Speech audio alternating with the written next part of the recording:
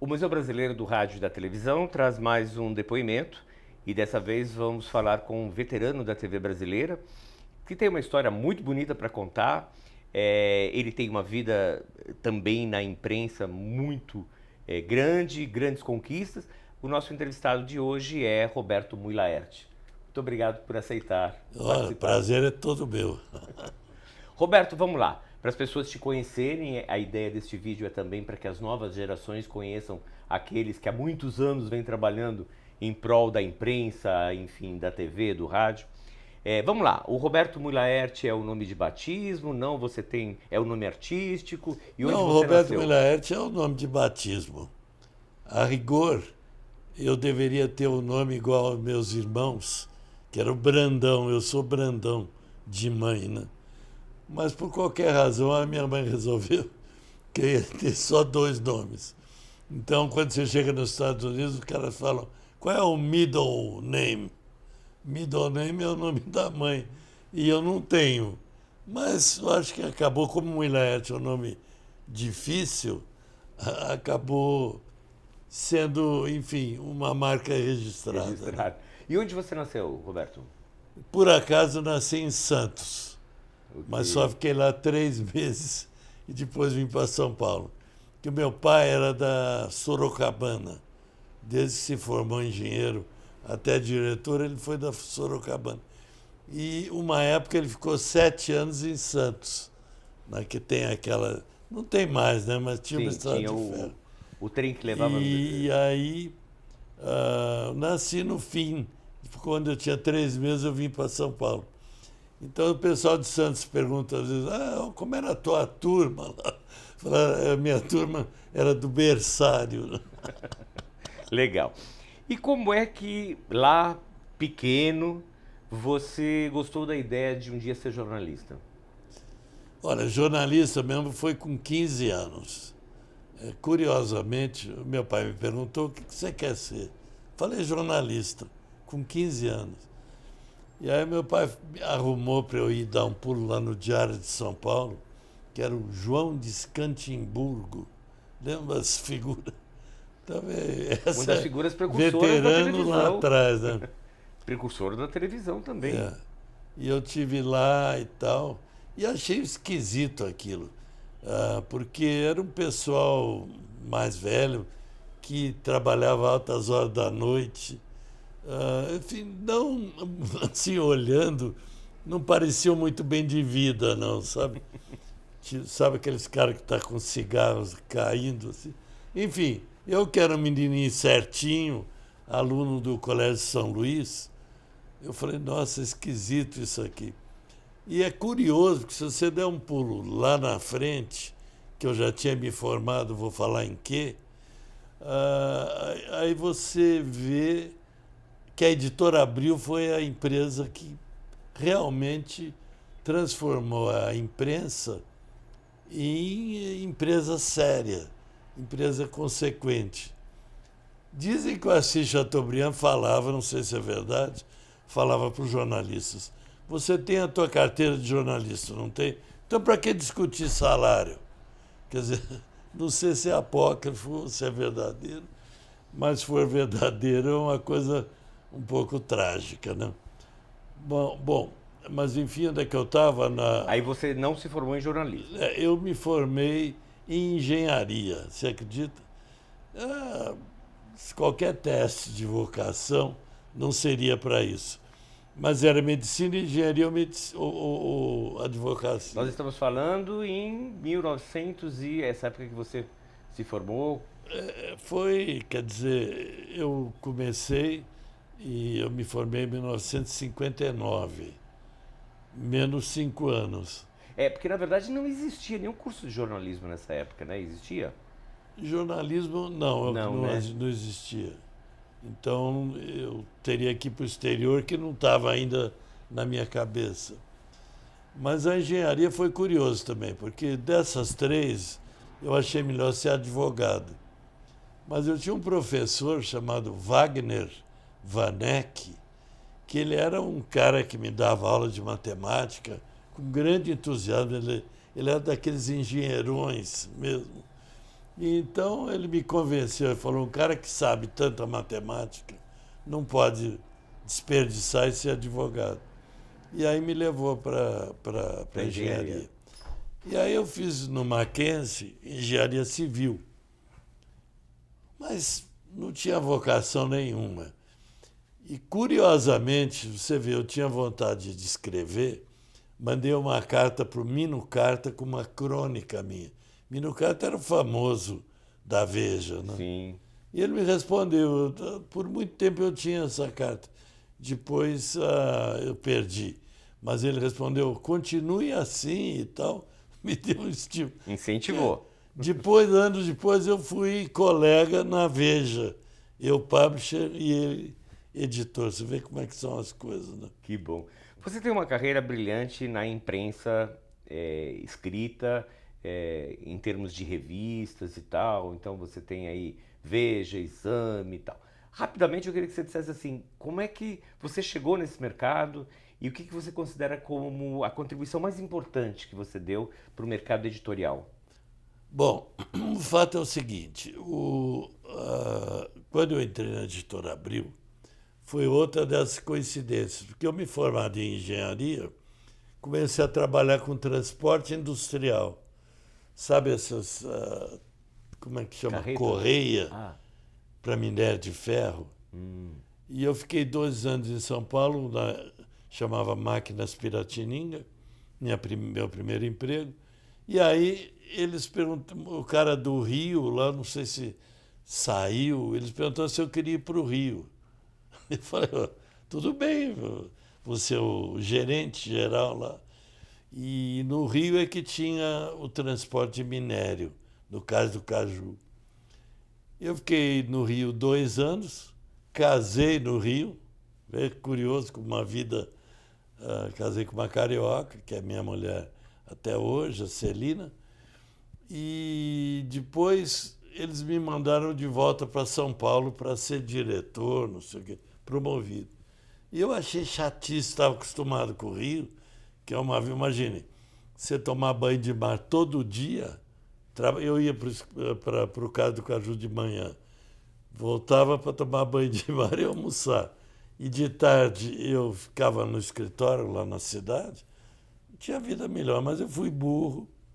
Por vaidade, resolvi ser diretor lá e voltei para São Paulo. Aí fiquei péssimo.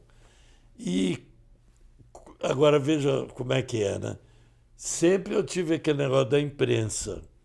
E, de repente, um cara vai lá no escritório, no meu escritório daquela transportadora de minério, fabricante de correio, pergunta se eu não queria entrar como repórter, editor e tal. Editor ainda não, repórter.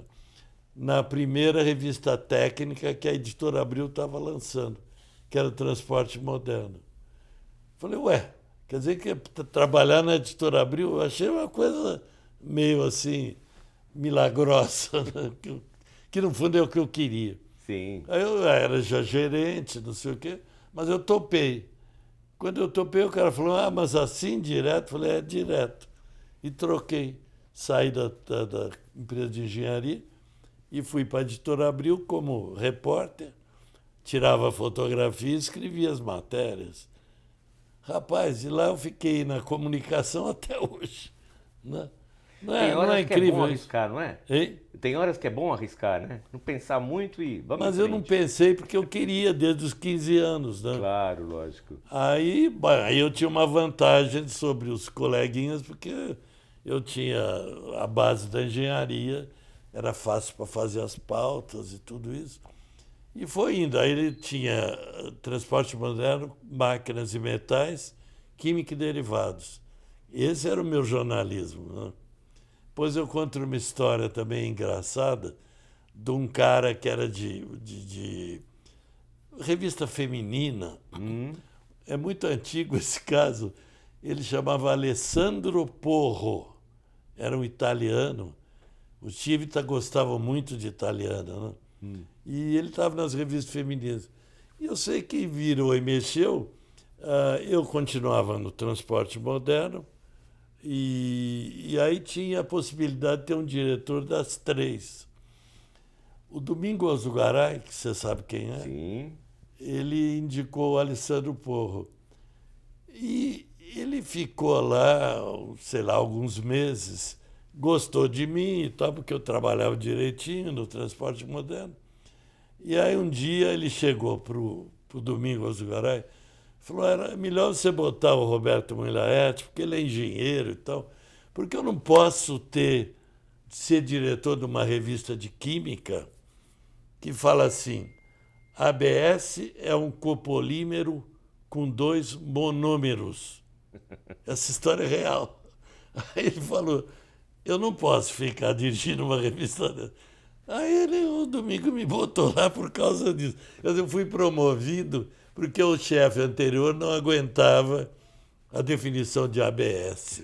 Um copolímero com 2 monômeros. Se tiver um cara de química assistindo, ele vai saber que é isso mesmo. Muito legal. Em 1977, se eu não estou enganado, você tem um pulo. Você sai da imprensa diária, ou enfim, da imprensa escrita e tem uma TV à sua frente. Conta essa história pra gente.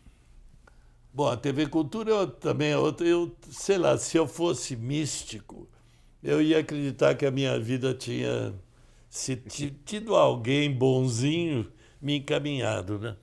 Porque o que aconteceu com a TV Cultura? Muitos anos antes de eu virar presidente, eu tinha um amigo que era secretário de Cultura, Max Pfeffer. É outra personalidade que você deve Sim. conhecer. O Max Pfeffer um dia me chamou e falou, olha, eu queria que você fizesse 2 coisas para mim na TV Cultura, que está com pouca audiência, aquela conversa. E eu falei, o que você quer? Ele falou, eu quero um programa de entrevistas e quero que você faça o festival de jazz. Eu falei, bom, peraí, programa de entrevista, tudo bem, não tem problema nenhum. Aí eu criei o Vox Populi junto com o Carlos Queiroz Teles, que é um cara que era Grande dramaturgo, publicitário e tal e escritor. coisa. E o festival de jazz, eu falei, bom, aí você está exagerando, né? Porque, pô, eu não entendo de jazz. Gosto de jazz, mas não entendo. Então, não, imagine, você organiza evento, eu já fazia alguma coisa de evento, então você vai conseguir fazer o festival de jazz. Ele falou assim, eu quero fazer com a Suíça, festival de Montreux. Montreux era um festival super famoso até hoje. Sim. E ele falou, eu peço para o Claude Nobis, que é o diretor lá, vir aqui falar com você e te orientar. Aí eu falei, esse Max Pfeffer tá ficando louco. Mano. Tá bom, eu topo, porque eu sabia que não ia acontecer. Passou um mês, estava o Claude Nobis na minha frente. Wilayat, para localizar os mais Eu jovens. tô falando muito, né? Não, não, imagina. Para localizar só os mais jovens. Quando você pega essa missão de fazer um programa de entrevistas, de trazer um festival de jazz para a televisão, como era a TV Cultura? Ela estava ainda com os diários associados ou já era uma TV pública? Não, a TV pública ela sempre foi. Quer dizer, o Abreu Sodré, o nosso governador, Roberto de Abreu Sodré, criou a TV Cultura como uma primeira TV pública do Brasil, porque as outras todas eram chamadas emissoras educativas, né? E o Sodré criou a TV Cultura como uma sociedade privada. Pouca gente sabe disso. Sim. Quer dizer, não estatal. Nada a ver com isso. Sociedade privada com um conselho que comanda essa sociedade privada, sem ter a ver com o governo, que devia sustentá-la. E aí o Sodré esqueceu de uma coisa: sustentá-la com quanto? E isso foi a causa de muitos problemas. Cada vez que chegava um novo presidente, o governador que dava o dinheiro falava, não vou dar, não quero esse presidente que o conselho elegeu, eu quero outro. E a TV Cultura, então, sempre foi pública e sempre teve esse problema. Cada vez que muda o governo, o governador quer mandar. E aí alguém fala para ele, não, mas tem 44, acho que são 44, né, do Conselheiros. conselho. Tem que convencer 44 que eu sou, que vão me eleger. Comigo foi com o Quercia, né? Eu entrei no Montoro e o Quercia foi o seguinte. E eu me lembro que a Beth Mendes, aquela secretária de Cultura, que é atriz, Que atriz? era atriz, chegou para mim, entrou lá na TV Cultura, bateu a mão assim e falou, olha, o governador já escolheu o teu sucessor. Vai ser o Chico Santa Rita. Sabe quem é o Chico Santa Sim, Rita? sim. Do Quercia, fazia os programas do Quercia. Que ia virar uma emissora do Quercia, né? E quando ele soube que tinha que eleger e tal, ele cortou todas as verbas, inclusive de salário, que geralmente na administração pública é sagrado, né? Certo. Ninguém ameaça Ninguém cortar mexe, salário. né? Ninguém mexe. E aí eu falei, meu Deus do céu, agora não vai ter salário, vai ter um motim aqui, né? E aí, como sempre tem algum amigo, aquela previdência que eu te falei, tinha o meu amigo, era o Frederico Mazzucchelli, que era secretário do Planejamento do Quercia. Cheguei aí e falei, Mazzucchelli, a TV Cultura vai explodir, porque o homem disse que vai cortar salário. Ele falou, como é que é a tua folha de pagamento? Eu falei, como assim, espessura? Eu falei, é assim, filho. Então me manda aqui. Eu mandei, no fim do mês, saiu o salário. Eu cheguei para o Mazzucchelli e falei, porra, como é que você fez isso, cara? Ele falou, escuta, a tua era assim, a do metrô era assim. Eu botei embaixo, o Quercia assinou tudo. Jeitinho brasileiro. Jeitinho brasileiro. Não sei se eu saí Não, não. Na verdade, então, aí vamos voltar. Então, eu queria só que deixasse claro, porque as pessoas não entendem muito, às vezes, o que é a TV Cultura, né? Como é que é essa coisa de uma TV pública, de uma TV estatal. Então, para a gente deixar claro, né, qual é o conceito, efetivamente, que a TV Cultura tem. Mas aí eu quero voltar lá para dizer o seguinte: bom, fazer um programa de entrevista você achou que era fácil? Porque você faz e monta o Vox Populi, que é o precursor do Roda Viva e de vários Não, programas, não é, é né? o único, sabe por quê? Porque o governo não deixava ter entrevista na TV. Simplesmente o governo militar, né? Sim, Não tinha entrevista nenhuma. Então a TV Cultura era, não sei se ainda se fala isso, leite de pato. Quer dizer, não valia, não tinha audiência. Então por que não abrir para a TV Cultura, que não vai influenciar nada e realmente, pois eu conto, não tinha audiência por uma razão simples, porque a antena não era suficiente. Um problema técnico. E aí, então, o Carlos Queiroz Telles teve essa ideia. Por que a gente não faz o povo perguntando? Tira a nossa responsabilidade, de certa maneira, da censura e tudo isso. Então, Vox Populi, que quer dizer voz do povo, o ditado é Vox Populi, Vox Dei, né? sim. A voz do povo é a voz de Deus. E então, assim foi, quer dizer, era um programa que a gente filmava 16 mm, o pessoal na rua, e para fazer perguntas, falar, faz uma pergunta para o fulano. E talvez os jovens de hoje não tenham ideia do Do que que era o seria exatamente. medo que a gente tinha da ditadura, de poder qualquer um Sim. ser preso, eventualmente torturado, né? E tinha aquele, o primeiro programa que foi feito foi com aquele que andava no cavalo em Brasília. Como é que ele chamava o coronel? Eu quase esqueci o nome dele. Não merecia ser lembrado, né? Mas esse cara, eu me lembro de todo o pessoal técnico da TV Cultura com medo do sujeito ter uma revolta e ficar bravo. Porque tinha um italiano que a gente pegou lá, acho que no Sumaré, e um cara que falava assim, por que o coronel, o general, sei lá, por que você é tão bravo e bate em todo mundo e não sei o quê? O pessoal estava com medo quando entrasse essa pergunta que ele reagisse, fosse embora. Mas não aconteceu nada, ele deu risada e foi em frente. Depois a gente lembra o nome desse. Isso. E o Vox Populi marcou época na televisão brasileira e É verdade que vários entrevistados se ofereciam para participar do programa? Eu não me lembro, mas eu acredito que sim. Agora, o principal e primeira entrevista na TV foi com o Lula. E aí teve um episódio também militar incrível, que a gente gravava, né, o programa e a fita lá com o programa do Lula, o Vox Pop com o Lula, estava pronta. Porque as perguntas eram feitas em 16 milímetros, depois era exibido na hora para o cara responder ao vivo. Né? Ao vivo não, gravado, mas a partir de depoimentos já feitos antes. E eu sei que quando estava para começar o programa, e eu estava lá naquela noite, veio um oficial.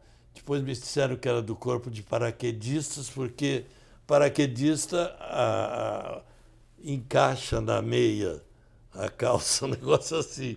Ah, sim. Né? E ele falou, esse programa não vai ao ar, não. E estava tudo certo com o governador Paulo Egídio, com Brasília, estava tudo certo. Mas tinha essas dissidências também, pouca gente sabe. Né? Sim. O cara que não queria porque ele não concordava e ia lá. E ficamos lá de gato e rato, até que falamos com o Paulo Egídio, governador, ele falou com o cara lá de Brasília, ministro da Justiça, liberou, e assim mesmo ele não queria. Precisava ter o que era naquele tempo? O aval da censura federal? Não, eu digo, era um instrumento de transmissão, que ainda não era o fax. Ainda não era um fax. Antes do fax. É. Puxa, eu tô falando de coisa velha para chuchu. E eu sei que veio mostrando para ele, ele saiu batendo os calcanhares e foi Telex, embora. provavelmente vinha por Telex. Telex. Pessoal, desculpe aí, estamos Não, é isso de mesmo. museu, é É museu museu, mesmo, né? então. Vamos recordar. Roberto, o sucesso que o Vox Populi fez mostrou para a televisão de que o público gostava de programas de entrevistas. Ele gosta de ver alguém ser questionado, ser entrevistado. E alguns anos depois, na própria cultura, você vai se encaixar no lançamento de um programa que está até hoje no ar, é um dos Roda mais Viva. longevos da televisão, que é o Roda Viva. É Como que foi curioso essa porque quando eu experiência? entrei na cultura, eu acabei com o Vox Populi, que ele continuava, meio manquitolando, mas continuava. Curiosamente, fui eu mesmo que parei, e aí resolvemos fazer o Vox Populi, O Roda Viva. o Roda Viva, que está aí até hoje. Né? E o Roda Viva também tem algumas curiosidades. Quem fez aquela roda foi o Marcos Weinstock, que é um designer muito. Fez também o Metrópolis, Tá. que era um cenário. Naquele tempo a marcenaria da TV Cultura era muito ativa, muito competente. Então fazia tudo dentro de casa. Né? Também é outra era. Mas o Roda Viva foi um programa curioso, porque, de certa maneira, o cara que entra no Roda Viva, ele fala, nossa, eu vou ser massacrado, né? Porque jornalistas em volta, Até pelo formato, né, em pelo si. formato.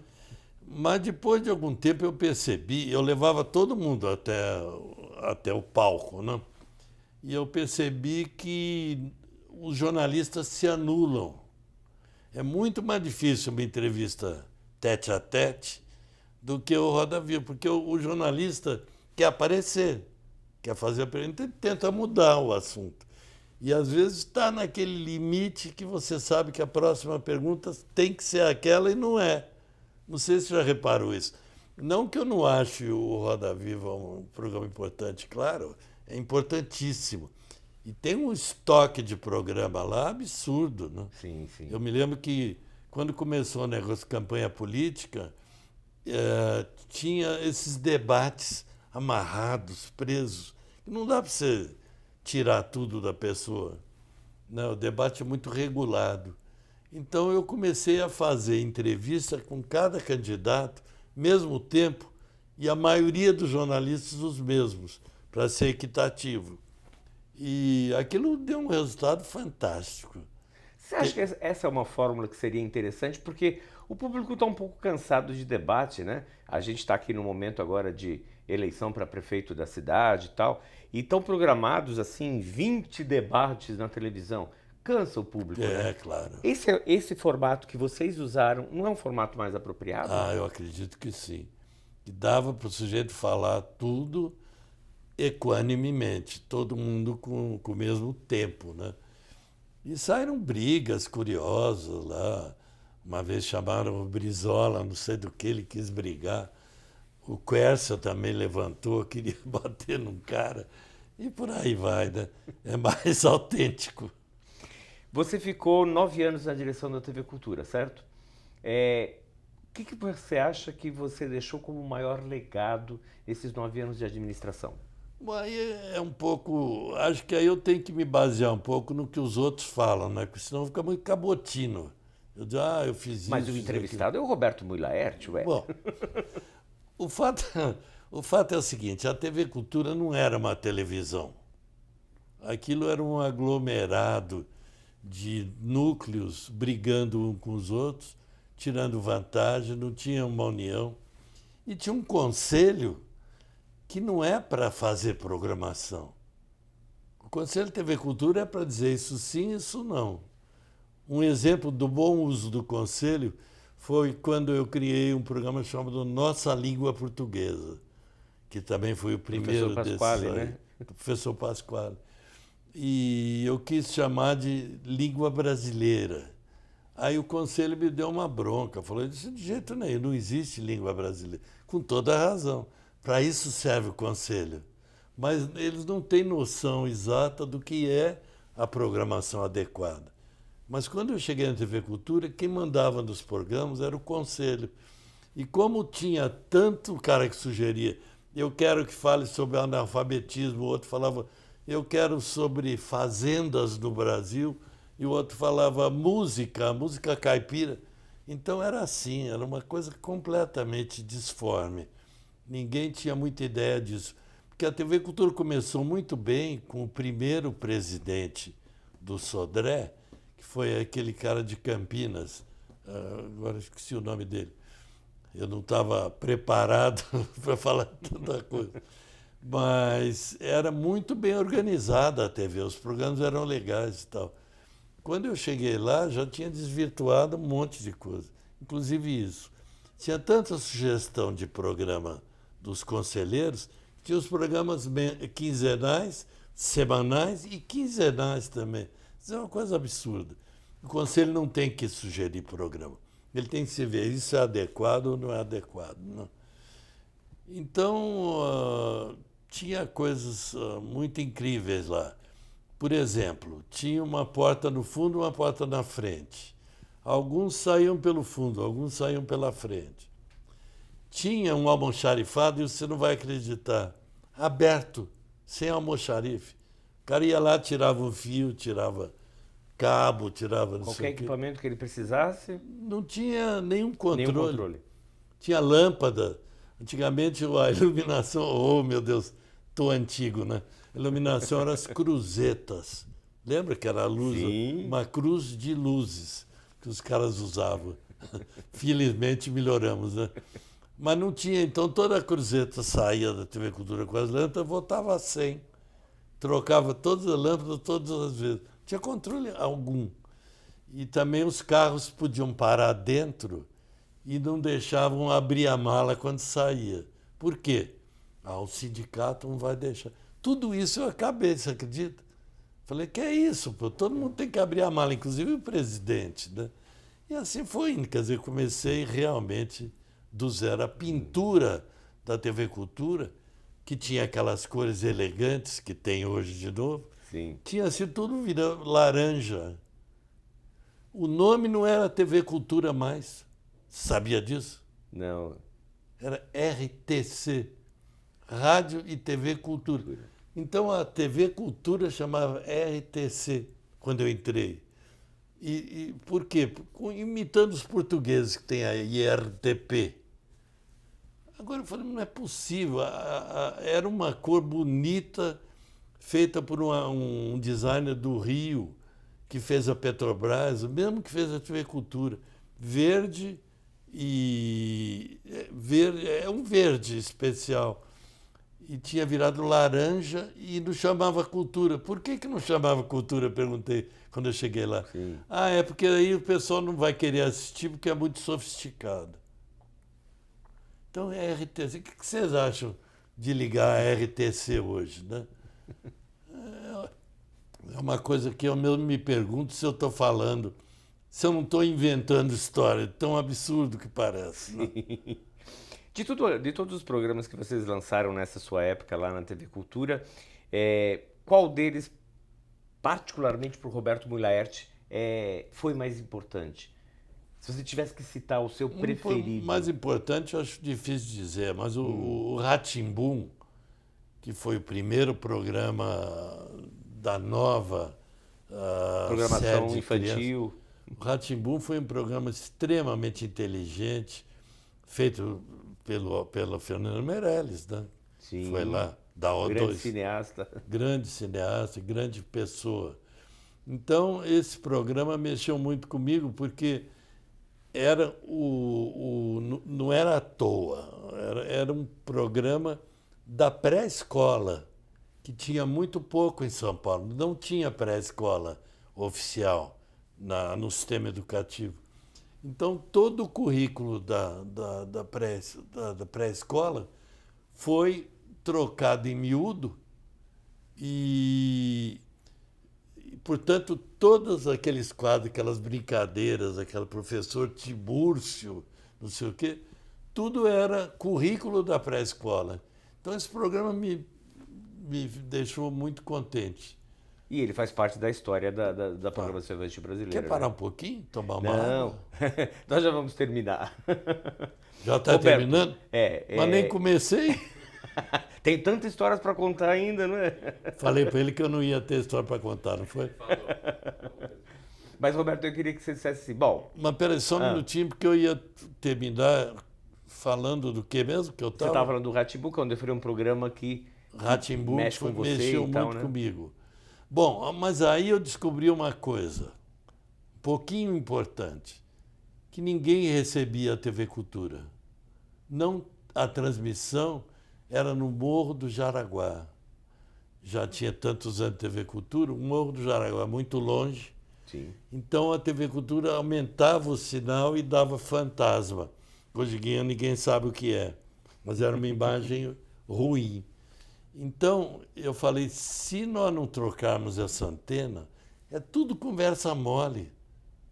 O conselho falando, vamos fazer isso, vamos fazer aquilo, mas no fundo não chegava em ninguém.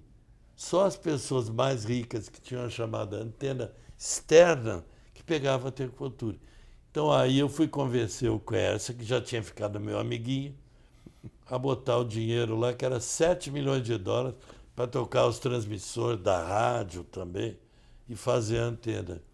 E aí era uma coisa que eu ia te perguntar aqui, vamos dizer, o grande feito da administração Roberto Muilaert é a antena que até hoje a gente vê no Sumaré, né? Talvez o feito tenha sido fazer a televisão ser recebida, que até então não tinha audiência nenhuma. Nos prédios tinha antena externa antigamente. Disse a Globo, disse a Bandeirantes e tal. A Cultura era o canal de serviço, não dizia nada. Eles usavam para serviço. Por isso que eu digo que é difícil avaliar o que era TV Cultura. Agora, eu resolvi fazer as coisas lá. Né? Eu tinha uma certa carta branca do Montoro. O Quercia, como eu falei, queria me tirar. E depois o Fleury foi tudo bem. Mas se não fosse uma disposição como essa, você ia ficar remendando, talvez nunca ninguém descobrisse que ninguém pegava a TV Cultura, que é a razão fundamental de existir de uma emissora é ser recebida pelo transmissor. Com certeza. Né? E para os mais novos, hoje, quando a gente sai ali de Consolação Paulista e vem em direção, né, ao Sumaré, aquela torre imensa que a gente vê lá, enorme, que se destaca, né? E que é um ponto até turístico hoje em São Paulo, né? Digamos que seja. A torre da TV Cultura, né? Que vem aí nessa época da administração do Roberto Muilaert. Para a gente fechar, infelizmente a gente tem um tempo determinado para a gente fechar essa entrevista, e eu queria que você dissesse assim, tá aqui o Roberto Muy Laerte, com muita disposição, com muita vontade. O que faz hoje Roberto Muy Laerte? Bom, hoje eu faço muito pouco, né? Eu leio bastante, escrevo algumas coisas, que é uma coisa que eu também tenho muitos livros, né? Eu tenho 7 livros sobre as coisas que mexeram comigo. Uma delas, outra curiosidade, outra antiguidade, é que eu estava na Copa de 50 no Maracanã. E a catarse minha foi escrever um livro. Testemunha ocular dessa. O Barbosa, que era o goleiro. E o Barbosa saiu do Rio porque ele estava muito maltratado pela sociedade, foi para Praia Grande. E eu fiquei visitando ele várias semanas na Praia Grande e escrevi o Barbosa, que é a história do goleiro da Copa do Mundo que o Brasil perdeu em 1950. Na época eu tinha 15 anos, dá para calcular a minha idade hoje. Muito legal. E eu vou contar aqui para os mais novos também, porque eu acho que é interessante a gente fazer as ligações, né? Roberto Muy Laerte é também o pai de uma das diretoras do cinema brasileiro mais comentadas hoje em Ana dia, Muy Laerte. né? Ana Muy Laerte. Ali está um cartaz dela, lá depois vocês Do podem Que Horas mostrar. Ela Volta, né? Talvez o filme mais premiado que a Ana fez até hoje. Então, para ver que, assim, filho de peixe, peixinho é também, né? Tá bom. Roberto, Eu adorei a entrevista. Que legal. Acho que falei demais. Não, com certeza não. Quanto tempo deu? Teria muitas histórias mais. Quanto? 37 minutos. Tá isso ótimo. aí, tá ótimo. Televisão, 37 minutos é uma Tem uma eternidade. eternidade. Muito obrigado pela Obrigado sua vocês, colaboração, viu? tá? Isso vai estar disponível aí nas nossas redes, no YouTube, e depois a gente, então, o Brasil inteiro vai ter acesso a ela. Muito obrigado, obrigado. Roberto.